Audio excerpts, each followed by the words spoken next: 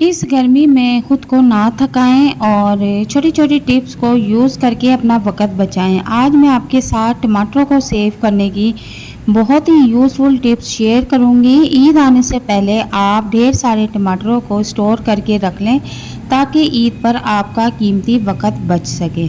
तो यहाँ पर सबसे पहले मैंने थोड़ा सा ऑयल लिया है और ऑयल की जगह घी भी ले सकते हैं। इस तरह से आप हाथों पर लगा लें और लगाने के बाद टमाटर के ऊपर इस तरह से अप्लाई करना शुरू कर दें। सारे टमाटरों पर आपने इसी तरह से ऑयल अप्लाई कर देना है। अगर आपके पास ऑयल नहीं है, घी है, तो आप घी भी इस तरह से इसके ऊपर अप्लाई कर सकते हैं। ऑयल लगाने से आपके जितने भी टमाटर हैं, चाहे एक माह भी पड़े रहेंगे तो कभी भी गले सड़ेंगे नहीं, इसी तरह बिल्कुल फ्रेश रहेंगे। टिप नंबर 2 ये है कि आपने छोटी छोटी टेप की कटिंग कर लेनी है और इस तरह से टमाटर के जो डंडी वाला हिस्सा होता है इसके ऊपर लगाते जाना है।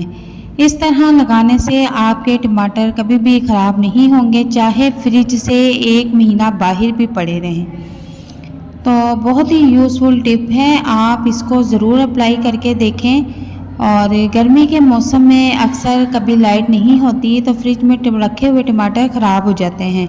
तो आप इस तरीके से टमाटर को 1 माह तक सेव करके रख सकते हैं, ये बिल्कुल भी ख़राब नहीं होंगे। चलते हैं अपनी अगली टिप की तरफ।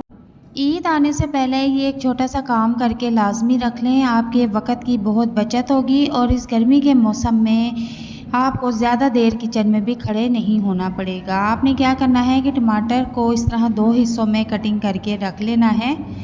अब इसमें 2 कप पानी ऐड कर देना है और चूल्हे पे रख देना है, साथ ही कवर कर देना है। तकरीबन 5 से 6 मिनट के बाद कवर हटाएंगे तो इनके जो छिलके हैं वो इनसे अलहदा हो चुके हैं, तो इनको हटा लेंगे। चिमटे की मदद से छिलके अलहदा कर लेंगे। बहुत ही आसानी के साथ छिलके अलहदा हो रहे हैं। तो यहाँ पर तकरीबन सारे छिलके मैंने निकाल लिए हैं और अब इनका जो पानी है वो बीच में थोड़ा सा रहने देंगे। और अगला स्टेप अब हमारा ये है कि हम जितने भी इसके अंदर टमाटर हैं वो निकाल कर जूसर में इनका पेस्ट बना लेंगे। तो हमने पेस्ट ज़्यादा गाढ़ा नहीं बनाना, आप इसकी कंसिस्टेंसी देख सकते हैं, इस तरह का हमने पेस्ट बनाना है। अब इस पेस्ट को हम दोबारा टमाटर वाले बर्तन में डाल देंगे और इसको तकरीबन 5 से 10 मिनट तक पकाएंगे। थोड़ा सा गाढ़ा होने तक इसको पकाते रहेंगे। चूल्हे का फ्लेम मैंने यहाँ नॉर्मल रखा हुआ है और इस तरह से आप इसके बीज अलहदा कर लें। टमाटर में जितने भी बीज थे मैंने सारे अलहदा कर लिए हैं। इस तरीके से इसको छानने की बिल्कुल भी ज़रूरत नहीं है। इस तरीके से बहुत ही आसानी के साथ टमाटर के जो बीज हैं वो अलहदा हो रहे हैं। और यहाँ पर इसको पकाते हुए तकरीबन मुझे 8 से 10 मिनट हो चुके हैं और अब मैं चूल्हे का फ्लेम ऑफ कर दूँगी और थोड़ी देर के लिए इसको कवर करके रख दूँगी ताकि ये अच्छी तरह से ठंडा हो जाए। अब आप इस पेस्ट को किसी बाउल में क्वांटिटी के हिसाब से रख लें, जितनी आपको रोज़ ज़रूरत होगी उस हिसाब से आप बाउल में डालकर इसको कवर करके फ्रीज़ कर दें। जब आपको ज़रूरत हो तो आप एक बाउल निकाल के खाने में यूज़ कर सकते हैं। यकीन करें ये तरीका करने से आपके टाइम की इतनी बचत होगी कि गर्मी में आपको ज़्यादा देर किचन में नहीं खड़े होना पड़ेगा। तो यहाँ पर देखें, आपके 24 घंटे के बाद मैंने पेस्ट को फ्रिज से निकाल लिया है। तो ये अच्छी तरह से फ्रीज़ हो चुका है और अब मैं इसको जब मुझे जितनी ज़रूरत होगी मैं इसे खाने में पकाते वक्त यूज़ कर लूँगी।